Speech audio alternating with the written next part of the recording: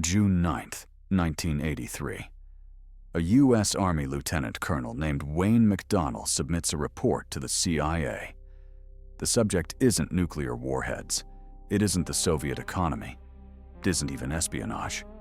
The subject is the human soul, the ability to transcend space and time, and the method to escape the physical reality we call the hologram.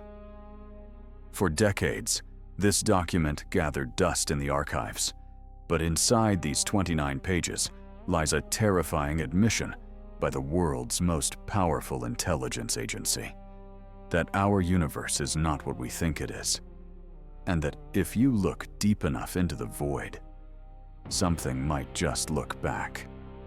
Welcome to the Obsidian archives. Today, we open the file on Project Stargate.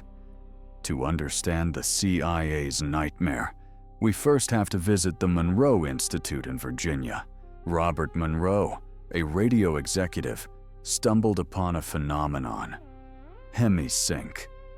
By playing different sound frequencies in each ear, he discovered he could alter human consciousness. The CIA didn't want inner peace. They wanted a weapon. They wanted to know if a spy could sit in a room in Maryland and see inside a bunker in Moscow. This is remote viewing, but McDonnell's report went further. He described the universe as a giant cosmic torus, a hologram. He stated, effectively, that matter is an illusion. The report reads like a fever dream of quantum physics and ancient mysticism. But here is the catch. They weren't theorizing. They were testing it. And the results were disturbing. May 22nd, 1984. A psychic subject is given a sealed envelope with coordinates. He is not told what they are. He closes his eyes. He enters the trance. "I'm seeing very large pyramids," the subject says.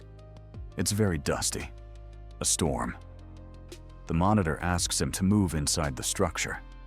The subject describes tall, thin people. "They're ancient people," he whispers. "They're dying. They're waiting for someone to come back."